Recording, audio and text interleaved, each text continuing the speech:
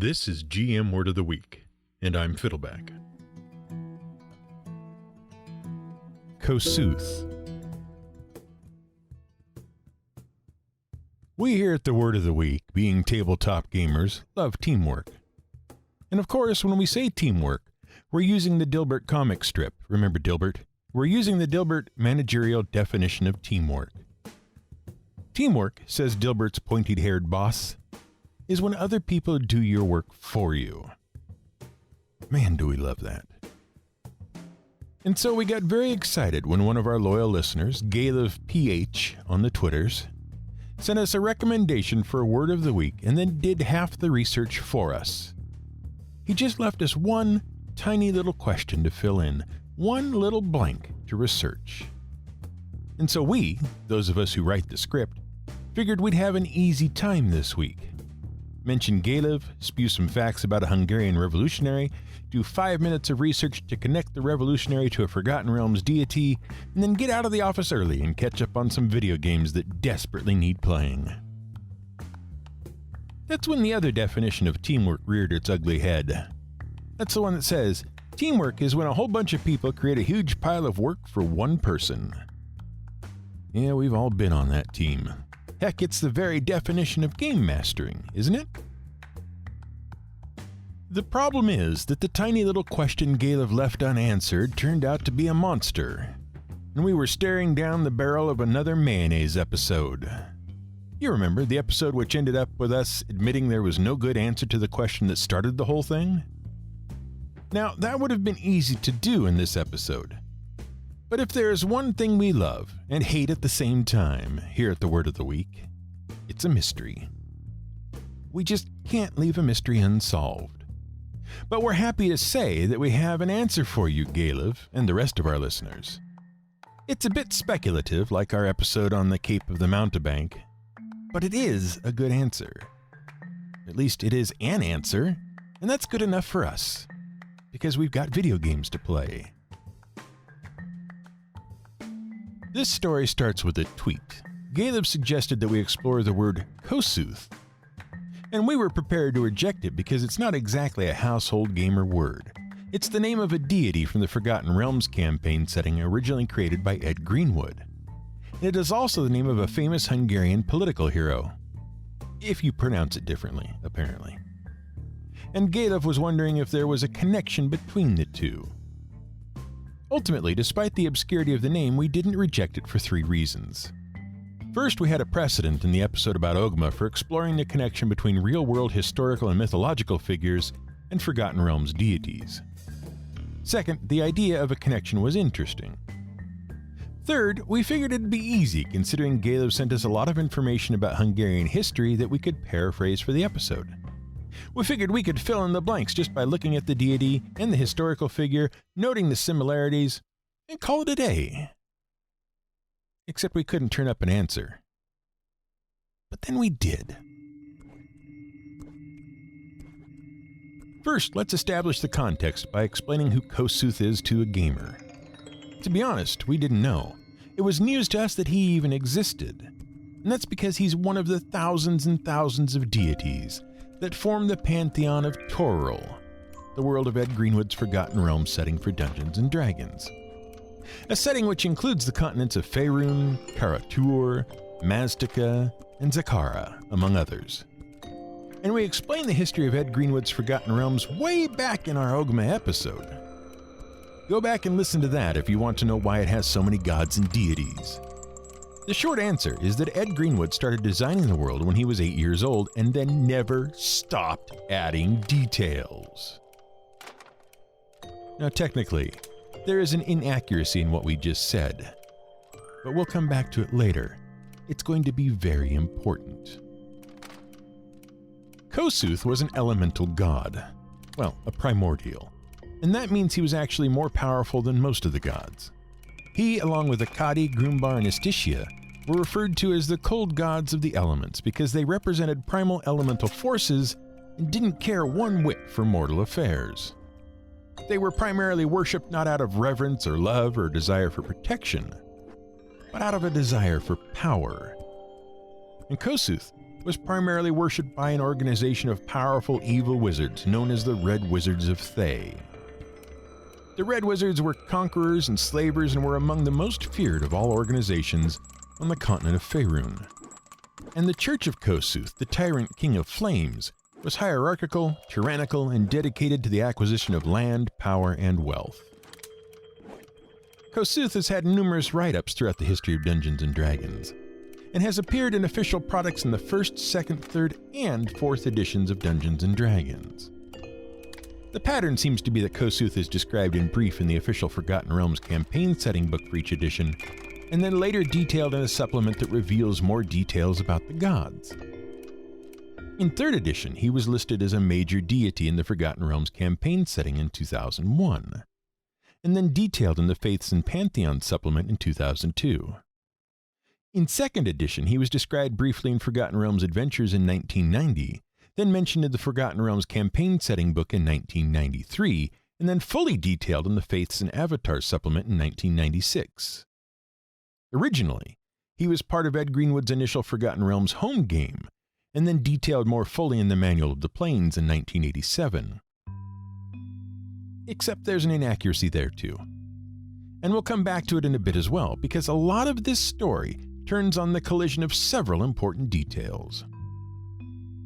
Speaking of stories that turn on the collision of several things, let's talk about Hungary. Hungary is, of course, a republic in Central Europe. Its capital is Budapest, and it covers 95,000 square miles in the middle of the Pannonian Basin. Basically, that's a big old, mostly flat plain surrounded by the Carpathian Mountains and the Transylvanian Highlands. Although it's not terribly rainy, it does benefit from a lot of runoff from the mountains. And because, in the prehistoric days, it was actually covered by a shallow sea that dried up, it was left with very rich soil composed of ancient fossilized plant and marine life called loam. And so ends our reading from the Almanac. Now, the Pannonian Basin has been occupied since 5000 BCE. That's when Ice Age humans there settle down and start farming the fertile land. They also learn how to make clay and bronze tools, and then they learn how to work iron.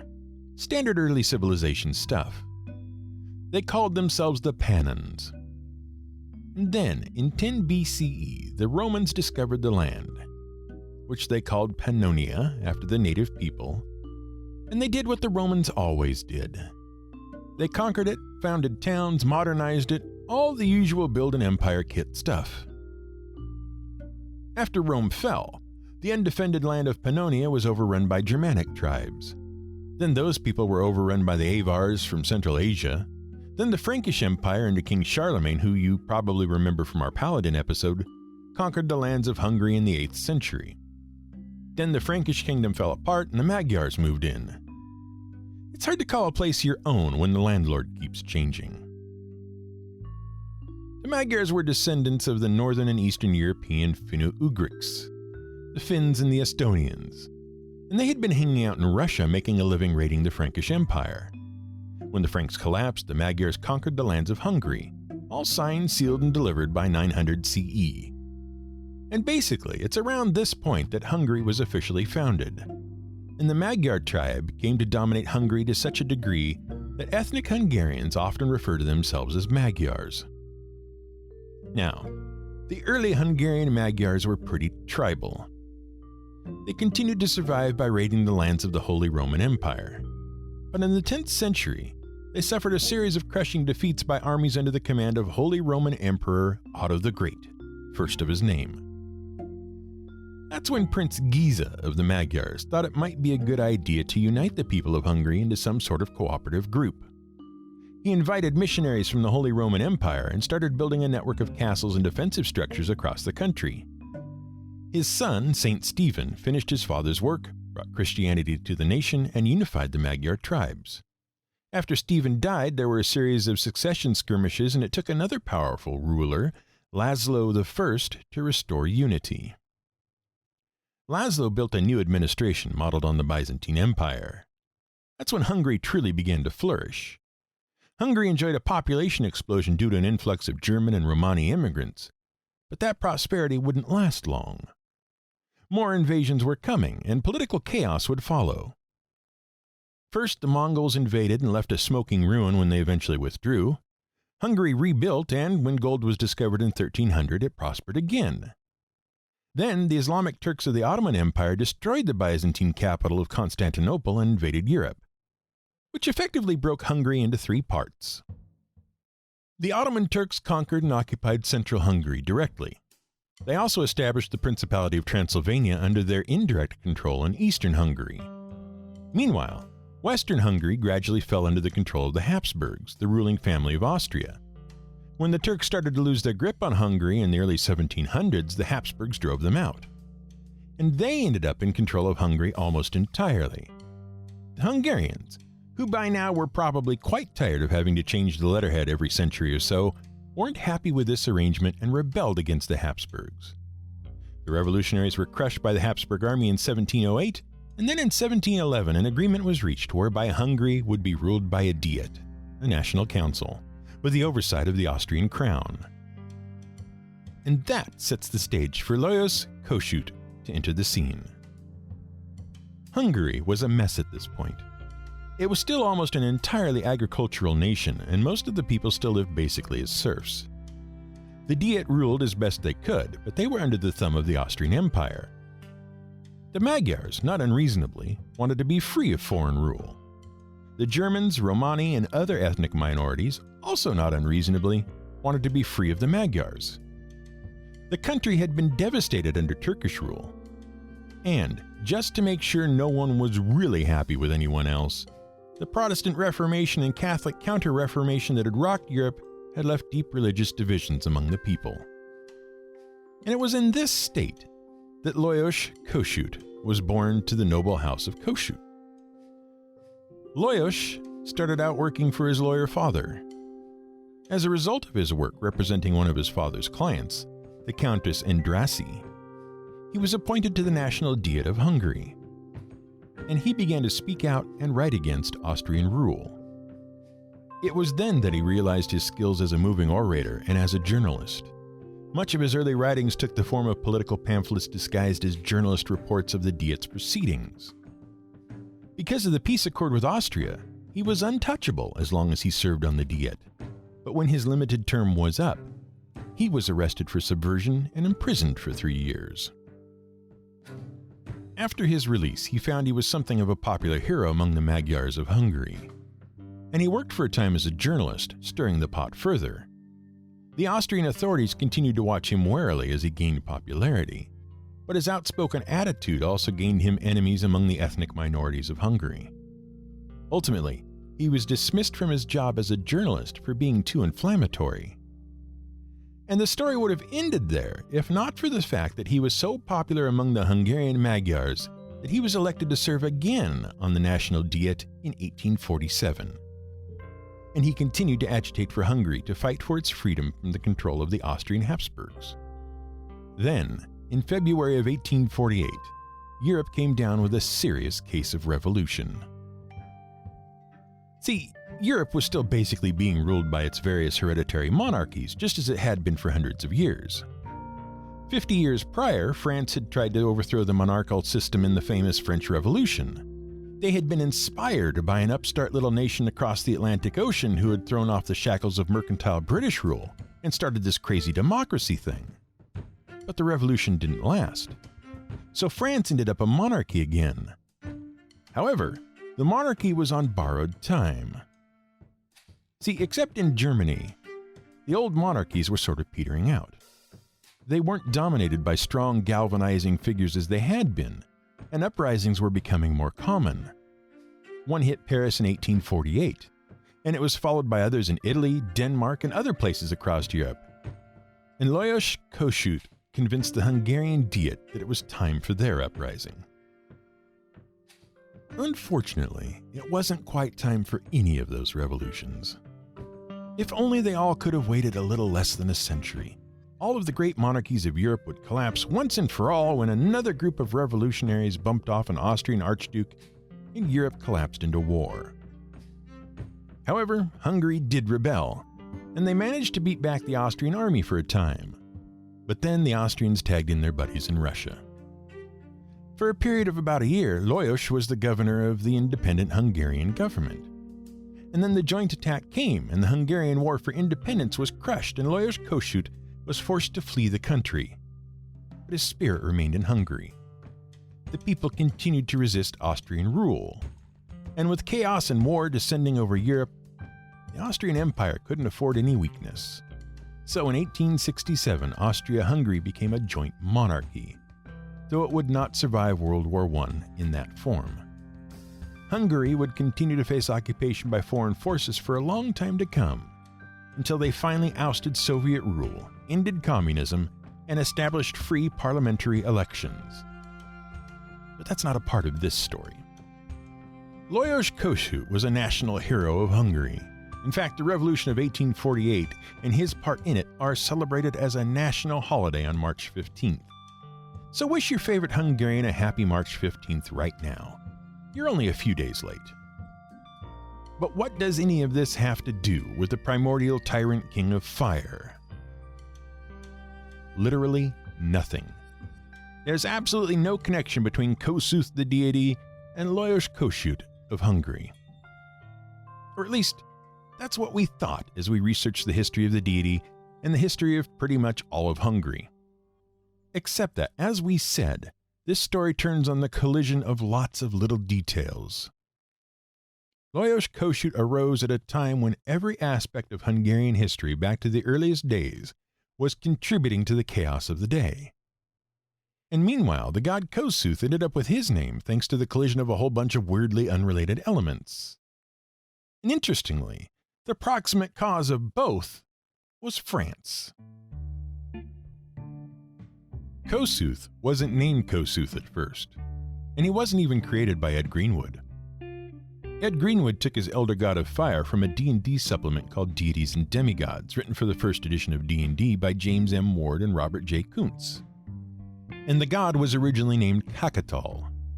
But there was a problem with that name, one that Greenwood himself identified in a column in Dragon Magazine issue number 24. See, Deities and Demigods was a collection of statistics for divine beings taken from various real-world mythologies, and also from various fantasy worlds published by other authors.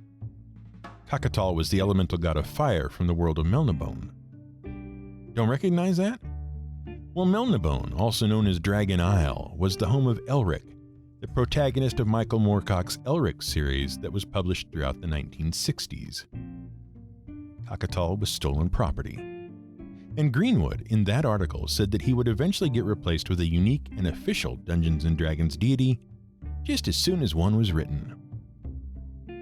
Greenwood didn't create or name Kossuth. He took Kakatal from a D&D supplement that stole him from a fantasy book series. So who gave Kossuth his new, non-copyright infringing name? Well, it's the same person who actually named the planet Toril. That wasn't Ed Greenwood either. Ed Greenwood created the continent Faerun in the Forgotten Realms, but it was another gamer who stuck it on a planet called Toril. And that person was game designer Jeff Grubb. And as we mentioned in our episode Cosmos, Jeff Grubb got the job of bringing the whole D&D universe together, unifying it all and creating one solid cosmology. And he did that in the 1987 book Manual of the Planes. In that book, he renamed Kakatal to Kossuth. So Jeff Grubb is the one who gave the fire god the name of a Hungarian national hero. But that doesn't get us anywhere, does it? After all, the question remains, what does Kossuth have to do with Kossuth? Well, we can't say definitively with 100% certainty what the answer is. But we're ready to hazard a guess based on a coincidence that is just too coincidental to be a coincidence. The reason is the American Revolutionary War. What you have to understand is that the plight of Lajos Kossuth did not go unnoticed in the rest of the world. After he was forced to flee Hungary, both the Russians and the Austrians were trying to get him extradited so they could try him as a revolutionary. And he ended up hiding in Turkey, but the Sultan of Turkey couldn't decide whether to hand him over to the Austrians or the Russians. And there was another place in the world that saw him as a hero who took a stand for democracy: the United States of America. the U.S. government sent a frigate, the Mississippi, to extract Lajos Kossuth from Turkey before he could be extradited. That was in 1851. By then, he was being referred to as the George Washington of Hungary, and America was on board with the whole collapse of monarchies in Europe thing. The growing chaos in Europe was of increasing concern to the U.S. government, and they wanted to support democracy as much as possible across the world. So Lajos Kossuth was welcomed as a hero. He toured the United States and later England as well, and he gained great renown for his oratory skills. He became more moderate after leaving Europe. He continued to support democracy and national sovereignty for all nations, but he also became a more ardent supporter of minority rights. He was so popular that the great orator Daniel Webster cited him as a hero, and a bust of Lajos Kossuth resides in the U.S. Capitol. Now he's a national hero in Hungary, and almost every town in Hungary has a Kossuth street somewhere, at least according to our Hungarian friend. But there are also a fair few Kossuth streets in Kossuth counties in the United States as well, all of which appear to have been named between 1855 and 1870. That's when Lajos was doing his lecture tour. And that's not the first time geographical features were named after heroes of democracy from other countries. For example, consider the city of Lafayette, Indiana. It's named after Gilbert du Motier, the Marquis de Lafayette. When he heard of the uprising in the British colonies in the Americas in the late 1700s, he volunteered to help the rebels. He became a friend and confidant of George Washington and an important military leader in the American Revolution. He is remembered as a great hero of the fight for American independence. Of course, the American Revolution helped galvanize the aforementioned French Revolution, which led to the Paris Uprising in 1848, which inspired the Hungarian Revolution of 1848, which led Lajos Kossuth to be welcomed to America as the George Washington of Hungary. But what does that have to do with Jeff Grubb? Well, do you know what's in Lafayette, Indiana? First, there's a pretty prominent Kossuth Street. Second, about a mile away from Kossuth Street is Purdue University, where Jeff Grubb went to college. And we're willing to bet that when Grubb had to rename Kakatal while writing the Manual of the Plains, he either remembered the name of a street where he'd maybe hung out during his college days, or else the name came to him and he didn't know he was remembering it. And that is our guess for how Kossuth got named after a Hungarian revolutionary. Either that or Jeff Grubb is really into European history himself. Either way, we're calling it settled, because we've got video games to play. This has been GM Word of the Week. It's written and researched by The Angry GM and produced by me, Fiddleback. You can support us on Patreon at patreon.com/GM Word of the Week. You can find more at gmwordoftheweek.com and theangrygm.com.